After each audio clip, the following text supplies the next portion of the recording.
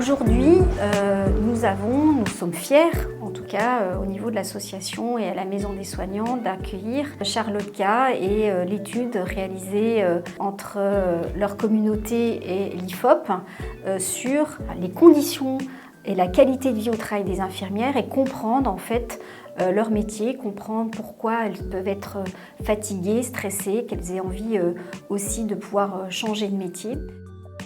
Je suis la fondatrice du collectif Charlotka, qui est un collectif qui aide les infirmières et les infirmiers dans leur évolution professionnelle. Et donc depuis 3 ans que le collectif existe, on s'est rendu compte qu'il y avait vraiment des problèmes de plus en plus importants. Et on a voulu vraiment chiffrer ça et rendre ça concret. Et donc c'est pour ça qu'on a lancé la grande étude. Donc grâce à la communauté d'infirmiers en ligne de Charlotka, on a pu solliciter un grand nombre d'infirmières et d'infirmiers. On en a 4183 qui ont répondu à l'enquête. Donc c'est un échantillon qui est extrêmement solide. Ça veut dire qu'on a des marges d'erreur très faibles. Ça nous permet de nous appuyer vraiment sur des résultats fiables. On a 55% des soignants qui se sentent isolés, 77% stressés, 73% incompris, 84% non reconnus et surtout la quasi-unanimité d'entre eux, 94% qui se disent fatigués au travail. On a aussi la dégradation de l'état de santé psychologique qui est mentionnée par 46% des infirmiers, donc presque un infirmier sur 2, que cela est attrait au stress, à l'anxiété, au burn-out.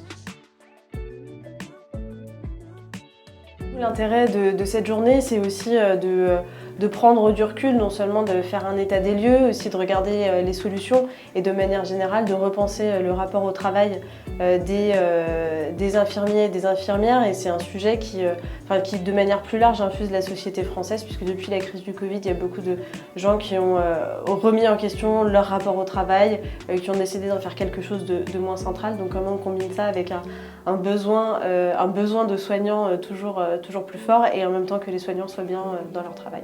Je suis venue à la journée parce qu'en fait, Charlotka sur ses réseaux avait parlé de l'étude IFOP et du coup ça m'intéressait énormément de savoir un petit peu si le ressenti d'une plus grande population était le même que le mien.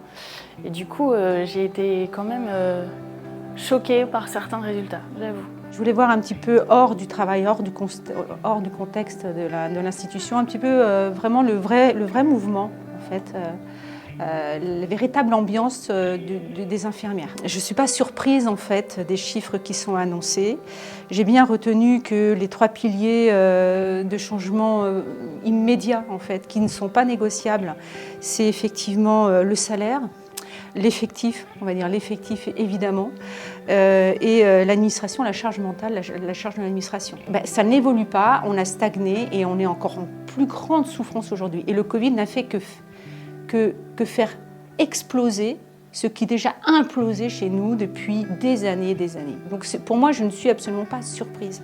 Nous vivons actuellement un moment charnière, même révolutionnaire, dans l'évolution du métier infirmier. Avec la crise du Covid, les soignants ont été mis sous le feu des projecteurs et cela leur a ouvert véritablement une voie unique et inédite d'expression, ce qu'ils n'avaient pas avant. Donc les soignants peuvent parler aujourd'hui, peuvent être entendus et ils veulent se faire entendre. À commencer par la volonté de voir s'améliorer leurs conditions de travail pour pouvoir aspirer à une juste qualité de vie, ce qui n'est pas le cas aujourd'hui. 6 infirmiers sur 10 choisiraient de ne pas refaire ce métier s'ils en avaient la possibilité, dont 25% qui déclarent qu'ils ne le referaient pas du tout. C'est un métier où on devrait se sentir vraiment valorisé, reconnu, puisque le métier infirmière, c'est quand même un métier où on est censé vraiment être au cœur de l'humain et on aide au quotidien de l'humain.